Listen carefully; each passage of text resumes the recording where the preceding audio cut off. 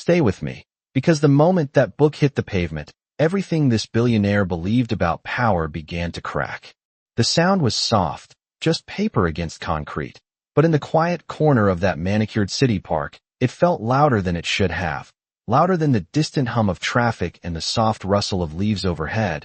And William Carter noticed it instantly, because nothing unexpected ever happened around him. Not in his world of polished routines and controlled outcomes. Not in a life measured in quarterly reports and 10,000-square-foot homes overlooking the skyline. Yet there it was, his 8-year-old daughter sitting cross-legged on a worn picnic blanket beside a young woman whose coat had seen better winters, whose shoes didn't quite match, whose presence didn't belong in the carefully curated image he had built around his family. And yet Sophie was smiling, really smiling, the kind of smile he hadn't seen since before her mother passed, and that alone should have stopped him, should have made him pause, but it didn't, because what he saw first wasn't the joy, it was the contrast, the imbalance, the risk he thought he needed to control. And when Emily Hayes gently turned a page and said, "Try that word again, you're closer this time," Sophie leaned in with a quiet determination that felt almost sacred, and for a moment the world narrowed down to a child learning something real, something patient, something human. But William stepped forward anyway, his polished shoes cutting across the grass, his voice firm, measured, practiced. "Sophie, stand up," and the girl froze, her small hand still resting on the edge of the book, and when Emily looked up, her eyes didn't hold fear or defiance. Just a calm that didn't fit the situation, a quiet steadiness that made the moment feel off balance, like he had interrupted something he didn't fully understand. "Sir, we were just reading," she said softly, her voice even, respectful, but that only made it worse in his mind, because it removed the justification he was already building, and he reached down, lifted the book from Sophie's hands, and let it slip, not thrown, not forced, just released. But it hit the pavement with that same small crack that now seemed to echo in ways he couldn't explain. "You don't talk to strangers," he said, his tone final, controlled. The way he closed deals, the way he ended conversations. But Sophie didn't move, didn't look at him. She looked at Emily, and in that silence something shifted, subtle but undeniable. "She's not a stranger," Sophie whispered, barely audible. And that was the first moment William felt something he couldn't name. Not anger, not fear, something quieter, something uncomfortable, because for the first time, he realized he had stepped into a moment where he didn't understand the rules, and Emily simply bent down, picked up the book, brushed off the dust with careful fingers, and said, "It's okay, Sophie, we can stop for today." And there was no argument, no resistance, just a quiet exit from a space that suddenly felt heavier than it should. And as she turned to leave, the late afternoon sun caught the worn edges of the book in her hands, and for reasons he couldn't explain, William found himself watching her walk away longer than necessary, as if something important had just left with her. Something he hadn't even realized was there until it was gone. The car ride home was silent except for the soft ticking of the dashboard clock, each second stretching longer than it should as the city blurred past the tinted windows. And William kept his eyes forward, hands steady on the wheel, waiting for Sophie to say something, anything, but she did not. She just stared out at the passing streets as if the world outside held more answers than the one sitting beside her. And that silence followed them all the way into the house, through the tall glass doors and across the polished marble floors that reflected everything except what mattered. Because even in a place that large, nearly 12,000 square feet of quiet perfection, the absence of a child's voice could feel overwhelming. And when he finally spoke, his tone softened just slightly, controlled but uncertain. "Sophie, you know you are not supposed to talk to strangers like that." But she did not answer. She just walked past him, her small shoes making soft echoes that faded down the hallway, and a few minutes later he found her in the study, not playing, not watching anything, just sitting at the edge of the desk where his work usually dominated every surface. And there was a single piece of paper in front of her, her handwriting small but careful, as if every letter mattered. And when he stepped closer, he read it without her saying a word. "You took away the only person who listens." And for a moment he thought to correct her, to explain, to justify, but the words did not come as easily as they usually did, because something about the way she had written it felt final, like a conclusion she had already reached without him, and that unsettled him more than he expected. So instead he straightened, adjusted his jacket, and returned to what he understood best: control, decisions, solutions, because that was how he handled problems. And this, he told himself, was just another problem, something to fix, something to manage. But later that night when he walked past Sophie's room, he noticed the light still on, and through the slightly open door he saw her sitting on the floor surrounded by books, flipping through pages slowly, stopping at certain words, mouthing them quietly as if trying to remember something she had just learned, and then stopping altogether, her expression tightening, frustration building in a way that was too familiar, because he had seen that look before, months ago, before everything changed, before she stopped trying, and now it was back. But this time there was something else beneath it, something like loss, and when she finally closed the book, she did not throw it aside or walk away. She just placed it carefully on the floor and whispered, almost too soft to hear, "I cannot do it without her." And William stood there longer than he should have, unnoticed, watching a moment he was not supposed to see. And for the first time that day, the certainty he carried so easily began to shift, because the numbers, the contracts, the investments, none of them explained why a single conversation in a park had changed his daughter more than everything he had ever provided. And as he stepped back into the hallway, the house felt different, not quieter, but heavier, as if something small and invisible had been removed, and nothing else in that space could replace it, no matter how much it cost. The next morning arrived too clean, too bright, sunlight spilling across the glass walls of the house as if nothing had shifted, but William noticed it immediately in the way Sophie moved slower, quieter, as if each step required more effort than it should. And when breakfast was placed in front of her, untouched, he sat across from her longer than usual, watching, calculating, waiting for the moment he could fix it the way he fixed everything else. "We can find you a tutor," he said finally, his voice steady, confident. "Someone qualified, someone better." But Sophie did not look up. She just traced the edge of the table with her finger and shook her head once, small and certain, and that single movement carried more weight than any argument, because it was not defiance, it was refusal, and refusal was something he rarely encountered, especially not from his own child. So he leaned back slightly, adjusting his approach. "What was her name?" he asked, as if gathering information for a decision already made. And Sophie hesitated, then answered softly, "Emily." And the way she said it made it feel like more than a name, like something important had been attached to it, something he had interrupted, without understanding. And later that morning, sitting in his office surrounded by screens and reports and numbers that usually gave him clarity, he found himself distracted by something that did not fit into any system he knew. So he did what he always did when faced with uncertainty. He started looking, pulling threads, asking quiet questions through assistants who did not need context, just instructions, and within hours, fragments began to appear, small pieces of a story that did not match the image he had first assumed. A former teacher, strong recommendations, a sudden absence from employment records, volunteer work at community centers, unpaid tutoring sessions, and each detail layered onto the last until the picture became harder to dismiss, harder to simplify into something convenient. And then came the detail that made him pause longer than he expected: a recognition, an award from several years ago, Teacher of the Year in a district he vaguely remembered from another time, another life. And for a brief second something flickered in his memory, a conversation he had once overheard, his late wife speaking about someone who had helped her through a difficult period, someone patient, someone who did not give up when things felt impossible. And he leaned back in his chair, staring at the screen as if it might explain itself, because suddenly this was no longer about a stranger in a park. It was about something that had been connected to his family long before he noticed it, and that realization did not sit comfortably. It did not resolve neatly. It expanded, pressing into spaces he preferred to keep controlled. And when he looked up, the city stretched out below him, miles of movement and noise and decisions, but none of it felt as immediate as the quiet absence he had created the day before. And for the first time, the solution did not appear right away. It did not come packaged in certainty or authority. It lingered, incomplete, waiting for something he was not used to offering, something he was not sure he understood yet.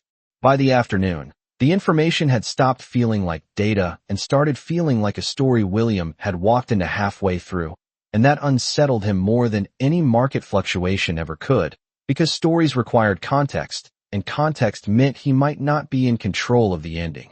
And as he stood in his office with the city stretching below, he picked up his phone, hesitated for a fraction of a second, then made a call he would normally delegate.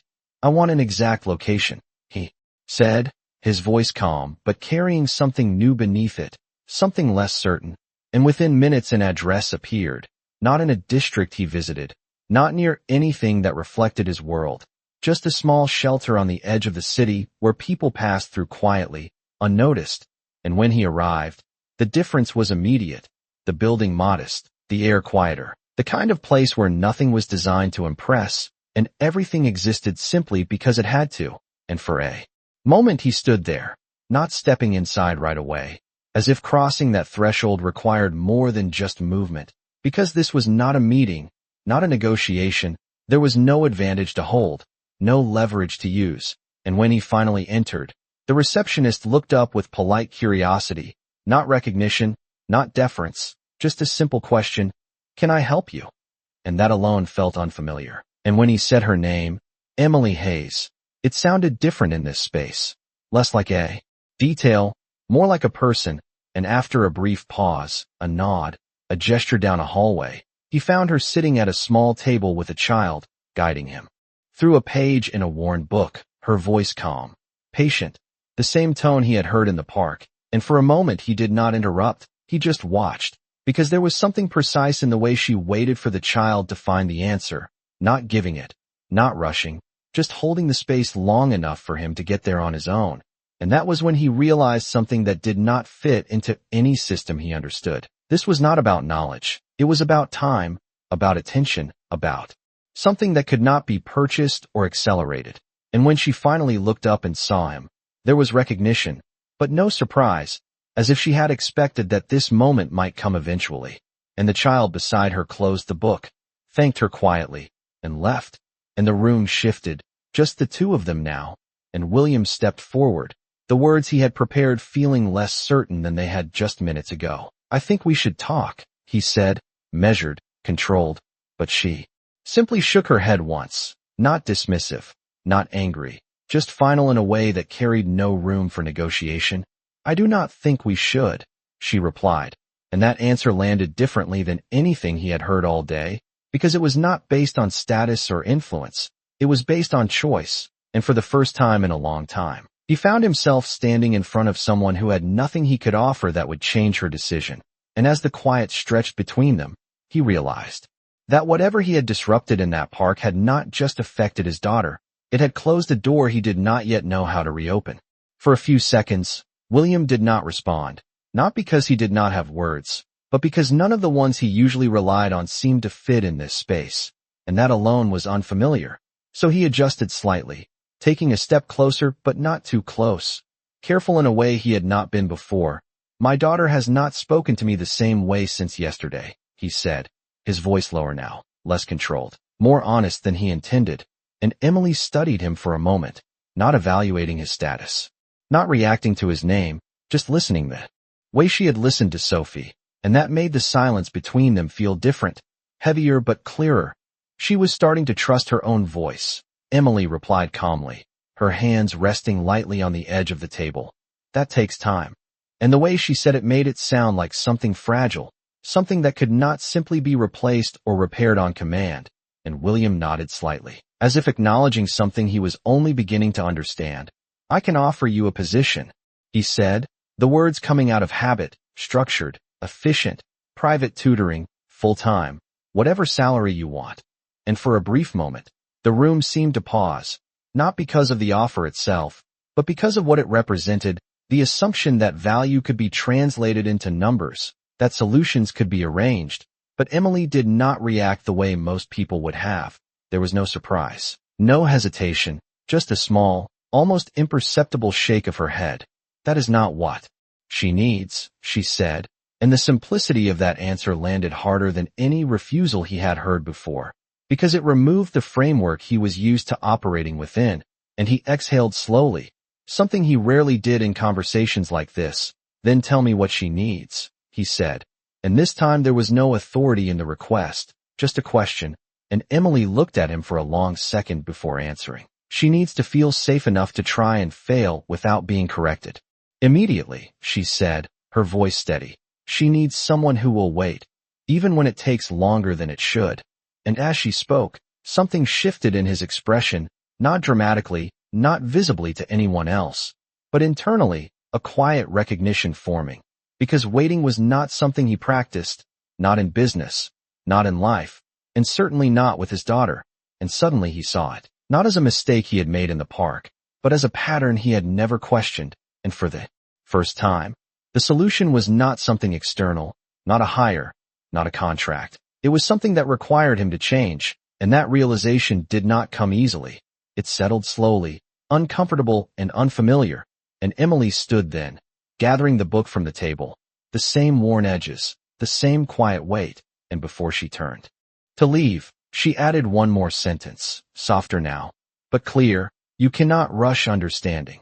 And as she walked past him, the space she left behind felt larger than it should have, not empty, but unfinished, like a conversation that had only just begun, and William remained there for a moment longer, standing in a place where his usual answers no longer worked, holding on to a realization that was still forming. And for the first time, he did not try to resolve it immediately, he just stood with it, uncertain, aware that whatever came next would not follow the rules he had always relied on.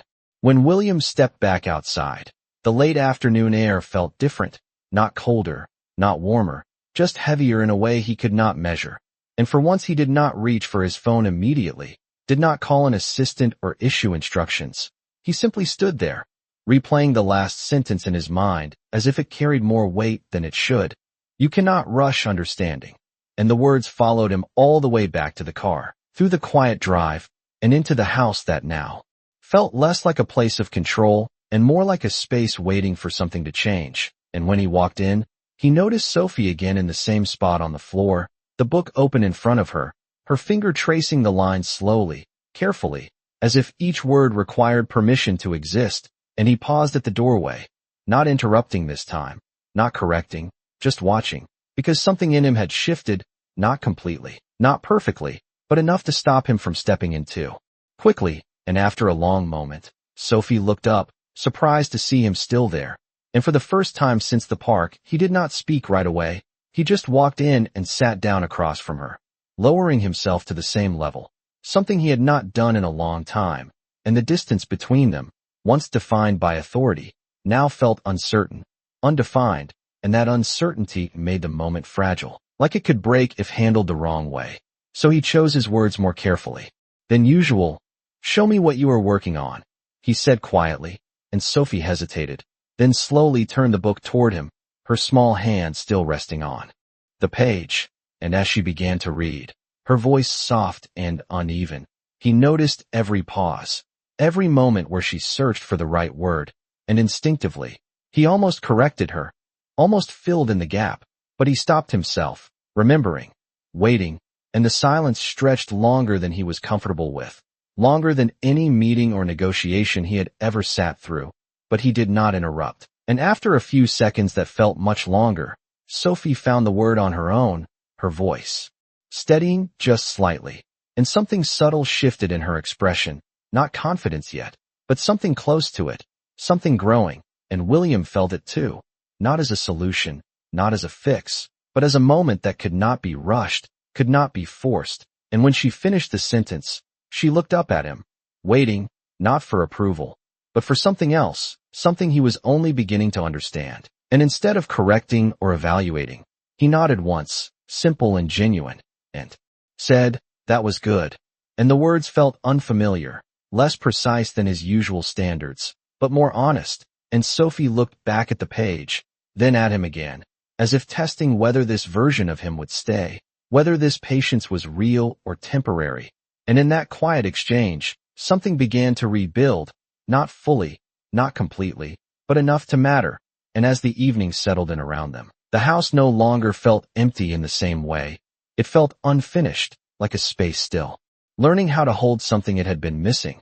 And for the first time, William did not try to control what came next. He simply stayed, allowing the moment to unfold at a pace he was only just beginning to accept. The next day did not come with a clear change. No dramatic shift, no sudden breakthrough. Just small moments that felt almost invisible unless you were paying attention.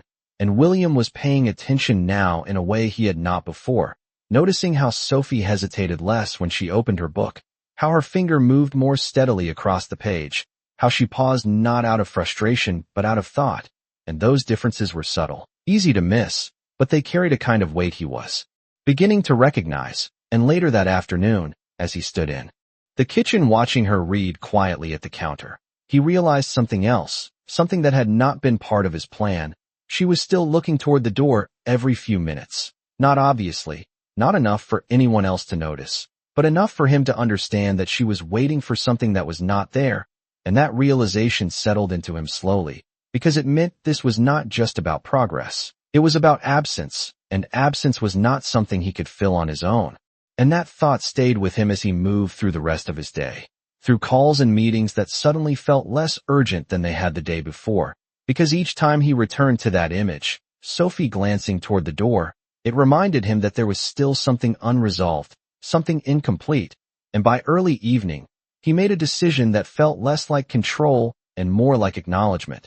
And he found himself back at the same park, standing near the same bench where everything had shifted, the air cooler now, the light softer. And for a moment he questioned whether he was too late, whether the moment had already passed beyond reach. But then he saw her again, Emily, sitting on the edge of the grass with another book in her hands, speaking quietly to a small group of children who listened with the same focus, the same trust.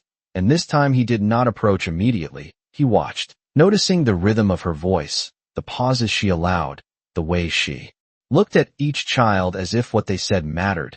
And it was different from anything he had ever measured or evaluated. It was not efficient. It was not optimized. But it worked in a way that could not be replicated through systems or strategies. And when the children began to leave, one by one, thanking her softly, he stepped forward, not with the same certainty as before, but with something closer to intention. And when she looked up, there was that same calm recognition, not surprised, not defensive, just aware. And for a moment neither of them spoke, the quiet stretching just long enough to make the next words matter. And when he finally did speak, his voice was different, not because he was trying to change it, but because something in him already had. I did not understand before, he said, the sentence simple, unpolished, and for the first time, it was not followed by an explanation or a justification. It just existed on its own, and Emily studied him again, the same steady gaze, and though she did not answer immediately, the silence between them no longer felt closed. It felt like something that might still be open, just not easily, not quickly. And as the last of the sunlight faded behind the buildings, William realized that this moment was not about fixing what he had done. It was about whether he was willing to remain in a place where he did not have control, and that, more than anything, was something he had never truly faced before. Emily did not answer right away, and the quiet between them stretched just long enough to test whether his words had been real or just another version of control dressed as humility. And William did not fill that silence this time. He did not explain further or adjust his statement. He simply stood there, allowing the moment to exist without pushing it forward, and that alone shifted something subtle in the air, because it was not what she had expected from him. And finally she spoke, her voice calm but measured. Understanding is not something you say, it is something you show. And the sentence landed without force, but it stayed. And William nodded once, slower than usual. Because this was not a negotiation, there was nothing to counter or respond to, only something to accept. And for a moment they both looked toward the space where the children had been sitting earlier, the grass slightly pressed down where they had gathered, a quiet imprint of something that had already happened, and could not be repeated exactly the same way again. And then he said, more carefully now, Sophie is trying again. And this time there was no request attached. Just information, and Emily's expression softened slightly, not visibly to anyone else, but enough to suggest that the words mattered. That is good, she said, and the simplicity of her response made it clear that progress, in her world, was measured differently, not in results, but in moments. and William took a breath, something slower, less controlled. "She is waiting," he added, and that was the first time he allowed the truth to sit fully in the conversation, and Emily looked at him again, more directly this time, as if weighing something unseen, and the seconds passed without urgency, without pressure, until she finally asked, "Are you ready to wait too?" And the question did not sound like a challenge. It sounded like a condition, and William did not answer immediately. Because for the first time he understood that saying yes would mean something different than it had ever meant before. It would not mean agreement, it would mean change, and that realization settled in quietly. Not dramatic, not overwhelming, just steady, and after a moment, he nodded, not perfectly certain, but willing. And that was enough for now. And Emily picked up the book beside her, the same worn cover, the same familiar weight, and held it for a second before extending it slightly, not fully offering it, not yet, just allowing the possibility to exist between them. And William looked at it, understanding without needing explanation. This was not about taking it. It was about whether he could hold it without trying to control what came next, and the space between them remained open, not resolved, not complete, but no longer closed. And as the evening deepened and the lights of the city began to glow in the distance, the moment settled into something quieter, something that did not demand an immediate ending, because for the first time, what mattered was not what he would do next, but whether he would continue to show up in a way that could not be measured, only felt. William did not take the book immediately, and that hesitation, small as it was, mattered more than any confident gesture he might have made. Because for once he understood that this was not something to claim, it was something to be trusted with, and as he finally reached out and held it, he did so carefully, not gripping it, not turning it over like an object to be assessed, just holding it the way he had seen Sophie hold it. And that difference, subtle but real, did not go unnoticed, and Emily watched him for a moment longer before nodding slightly, not approval, not acceptance, just acknowledgement, and then she said, "Tomorrow, same time." And that was all. No agreement, no contract, no certainty beyond a single moment offered forward, and William nodded in return, understanding that this was not a solution. It was an opportunity, and when he left the park, the city felt different again, not because it had changed, but because he was beginning to see something within it that had always been there, something quieter, something that could not be measured in numbers or outcomes. And the next day, he arrived early, not out of habit, but because he did not want to miss something that could not be rescheduled. And when Sophie stepped into the park beside him and saw Emily waiting on the grass, the shift in her was immediate. Her steps quicker, her eyes brighter, and for a moment she forgot to hold back, forgot to check. She simply ran forward, stopping just short as if unsure whether the moment was real, and Emily smiled gently, opening the book between them as if no time had passed, and William stayed back this time, not out of distance, but out of understanding, watching as Sophie sat down and began to read again. Her voice hesitant at first, then steadier, the pauses still, there but no longer filled with frustration. And when she reached a word she did not know, she looked up, not for correction, but for time, and Emily gave it. Waiting, just waiting, and after a few seconds that stretched longer than any silence William had once tolerated, Sophie found the word herself, her voice lifting slightly as she said it. And that moment, small and quiet, carried more meaning than anything he had built in years. And as the lesson continued, William remained where he was, not stepping in, not directing, just observing. And for the first time he understood that what he had tried to control before was not something that could be forced, it had to be allowed. And as the sun moved slowly across the sky, casting longer shadows across the park, the space between them all felt different, not divided, not distant, but balanced in a way that did not require him to lead. And when the reading ended, Sophie looked back at him, not with resistance, not with silence, but with something softer, something open, and in that look, he realized that the change he had been searching for was not something he could create directly. It was something that happened when he chose not to interfere, and as Emily closed the book and stood, she did not say anything to him. She did not need to, because the moment itself had already said enough, and for the first time, William did not feel the need to respond immediately. He simply stood there, holding on to something he could not quantify, knowing that this was not the end of the story, but the beginning of something he was still learning how to understand.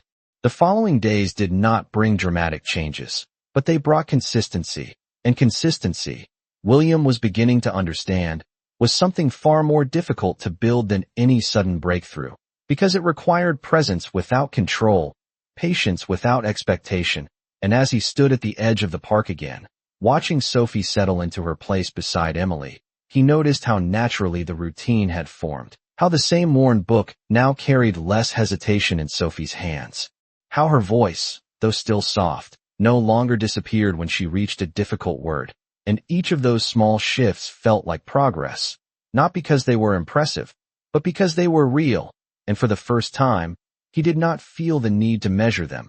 He simply observed, allowing the moment to unfold without interruption, and as the lesson continued, he found himself noticing details he would have overlooked before, the way Emily paused just long enough for Sophie to think, the way she never filled the silence too quickly, the way she treated each attempt as something worth acknowledging, and those details, simple as they seemed, created something that felt almost unfamiliar to him, a kind of space where effort mattered more than outcome. And as the afternoon stretched on, a few other parents began to gather at a distance, watching quietly, some curious, some cautious, and though no one spoke, the presence of others shifted the atmosphere slightly, adding a layer of awareness that had not been there before, and William felt it too, not as pressure, but as observation, as if the moment he had once disrupted was now being witnessed in a different way. And when Sophie finished reading a full page without stopping, she looked up instinctively, not toward Emily, but toward him, and this time he did not hesitate. He stepped forward just enough to be seen, not to take over, but to be part of the moment, and he nodded once, the same simple acknowledgement he had offered before, but now it carried more weight, because it was consistent, because it was earned, and Sophie's expression shifted, not into a full smile, but into something steadier, something that did not need to prove itself. And as the lesson came to an end, Emily closed the book slowly, her hand resting on the cover for a brief second, as if marking the moment, and then she stood, her gaze moving briefly toward William, not questioning, not evaluating, just acknowledging that something had changed, and for a moment, the three of them stood there in a quiet balance that had not existed before, not defined by roles or expectations, but by something more subtle, something built over time. And as Sophie walked toward him, her steps light but certain, he realized that the shift he had been trying to create was not something he could force or accelerate. It was something that had to be built through moments like this, repeated, patient, and real. And as they left the park together, the city around them continued as it always had, busy, loud, predictable, but for the first time, William did not feel the need to return to that pace immediately. He allowed the slower rhythm to stay with him, knowing that what he was learning now could not be applied all at once. It had to be lived, and as the evening settled in, he understood something that had once seemed impossible to him, that the most valuable things in his life were not the ones he could control, but the ones he had to learn how to wait for. It was not the progress that changed everything. It was the moment it became visible to others, because one afternoon as Sophie read aloud with a steadiness that had once seemed impossible, a quiet murmur moved through the small group gathered nearby. Parents who had started to return day after day, drawn not by spectacle, but by something quieter, something real, and William noticed the shift immediately, not in what was said, but in how people watched, no longer with curiosity, but with recognition, as if they were witnessing something they understood on a deeper level. And when Sophie finished a full paragraph without stopping, one of the parents softly said, "That is incredible," not loudly, not performative, just honest. And Sophie looked up, surprised, her eyes flicking briefly toward William as if unsure whether she should accept the moment. And this time he did not step forward, did not claim it. He simply gave her a small nod, the same quiet acknowledgement he had learned to offer, and she turned back to the page, continuing without hesitation. And in that moment, something subtle but powerful shifted, not just in her, but in the space around them. Because what had started as a private lesson had become something witnessed, something shared, and as the session ended, a few parents approached Emily, asking questions, not about credentials or qualifications, but about how she created that kind of patience, that kind of trust, And Emily answered simply, without performance, without self-promotion, and William stood slightly apart, observing it all, aware now of something he had not considered before, that what she carried was not just skill, it was impact, something that extended beyond one child, beyond one moment.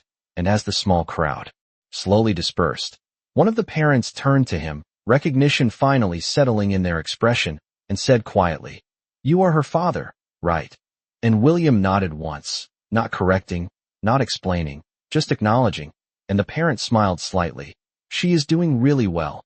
And for a moment, the words felt different than they would have before, not like a compliment, not like a result, but like confirmation of something he had not built, something he had only learned to support.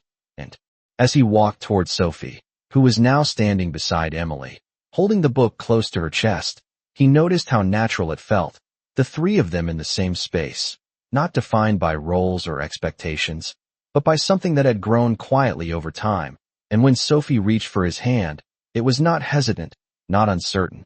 It was simple, and that simplicity carried more meaning than anything he could have designed. And as they began to leave, he glanced back once more, not out of habit, but out of recognition, because what had once been a moment he misunderstood had become something he was still learning to understand. And in that realization, he felt something settle, not as an answer, but as a direction, something that did not need to be solved, only continued, one moment at a time. The shift did not end at the park, it followed them home. In ways William could not ignore, because that evening as Sophie sat at the long dining table, the same place that had once felt too large, too quiet, she opened her book without being asked, without hesitation, and began to read aloud, her voice still soft but no longer uncertain, and for the first time, the sound filled the space instead of disappearing inside it.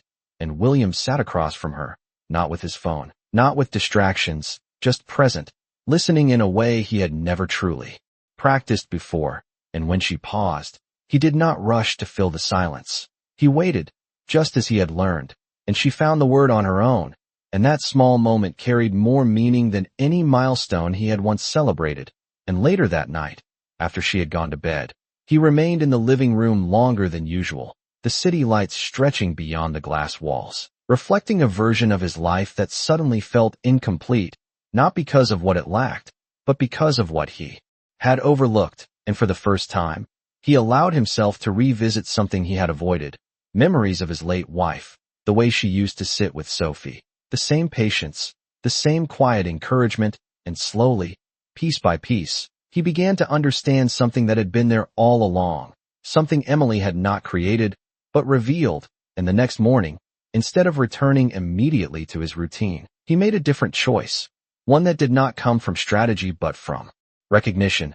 And he arrived at the park earlier than usual, not to observe, not to measure, but simply to be there. And when Emily arrived, carrying the same worn book, she paused briefly when she saw him already waiting, not surprised, just aware. And for a moment neither of them spoke, the quiet between them now familiar, no longer uncomfortable. And then William did something he had not done before, something that did not come naturally to him. He said, "Thank you." Not as a formality, not as an obligation, but as something real. And Emily studied him for a moment, the same steady gaze, and though her expression did not change dramatically, there was a subtle shift, something softer, something that acknowledged the difference between words said out of habit and words meant with intention. And she nodded once, a small response, but enough. And as Sophie joined them, her steps light, her eyes already searching for the page they had left off on, the moment settled into something steady, something ongoing, and William realized that what had started as a single interruption had become something much larger, not a correction, not a solution, but a continuation. And as the lesson began again, he stepped back, not out of distance, but out of understanding, knowing now that his role was not to control the moment, but to protect the space where it could happen.